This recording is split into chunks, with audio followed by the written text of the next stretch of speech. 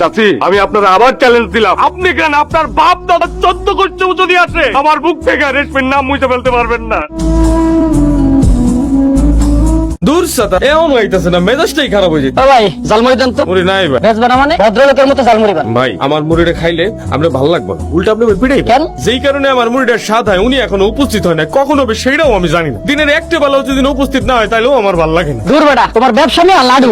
এই অভিশাপ দিয়া লাভ নাই, আমার ব্যবসা জাহান্নামে যাক মধ্যে লাডু তাতে আমার যায় আসে না। আমি শুধু তারা দিনের শুরুতে একবার দেখতে চাই, তাইলে আমার দিনটা ভালো হয়।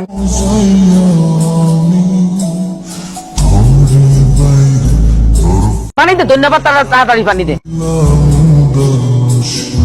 ও দেখ হারামজাদা কেমনে ছায়া রয়েছে। একটা দিন নাই যে আমি এই হারামজাদা ছাড়া কারো কাছে বনি করতে পারি না, যাত্রা করতে পারি না। হ্যাঁ, এখন দেখবি আইবো, আইয়া জন্মের বাজার করে লই যাবো।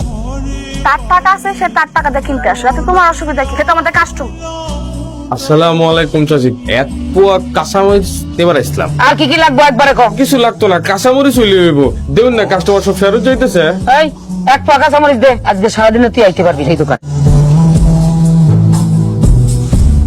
ওই স্ট্যান্ডার মনে নাই, দোকানে তো করছি, পরে দেয়া যাবে। চাচি, আবার কি? আসল জিনিস নিবারই ভুলে গেছিলাম, হাফ কেজি টমেটো লাগবে। তোর না কইছি যা নিবি একবারে নিবি, তুই বারবার দোকানে আসছেন। এই এখন নিয়ে যাওয়ার পর তুই আর কোনোদিন এই দোকানে আইতে পারবি না। আজকে তো নাই, কোনোদিন আইতে পারবি না। চুপ, হাসাহাসি করবি না। ওই 1 কেজিটা মোটো দে, মোটো লয়ে যাবি, আর কোনোদিন আমার দোকানে আসবি না। আজকে তো নাই।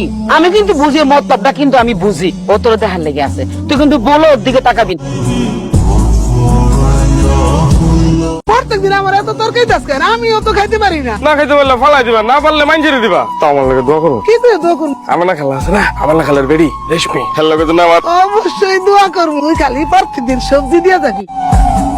আল্লাহ, তুমি আর যাই করো, এই গরিবের দোয়াটা একটু হইন্য। তুমি জিন্দেগি তো সাদেকার লোকে রেশমির প্রেমটা দিও না। যদি দেও তাহলে আমার প্রত্যেকদিন সবজি দিব কেডা?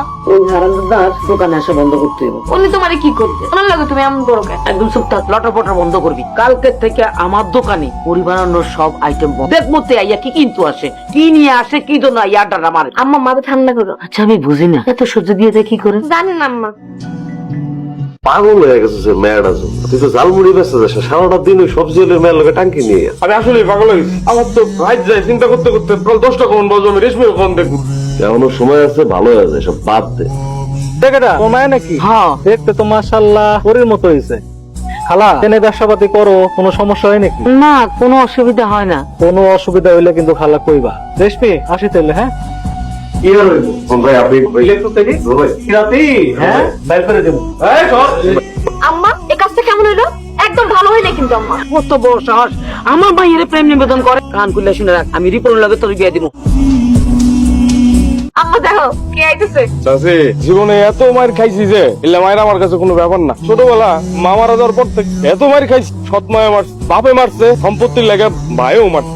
আপনার মেয়ে রেশমির লাগে না আমি আরো মার খাইলাম, আমার তো কোনো সমস্যা নাই। রেশমি আমার একটা কচি লাউ দাও। যারা আমার মারতে ওরে বললেন 2-3 দিন পরে গিয়া আমার আবার ভিড়াইতে, আমার কোনো সমস্যা নাই। আমার এই বুক থেকে রেশমির নাম মুছে ফেলতে পারবো, কারো বাপ দাদার ক্ষমতা নাই আমার এই বুক থেকে রেশমির নাম মুছে ফেলাবো। চাচি, আমি আপনারা আবার চ্যালেঞ্জ দিলাম, আপনি কেন আপনার বাপ দাদার 14 গোষ্ঠী যদি আসে আমার বুক থেকে রেশমির নাম মুছে ফেলতে পারবেন না।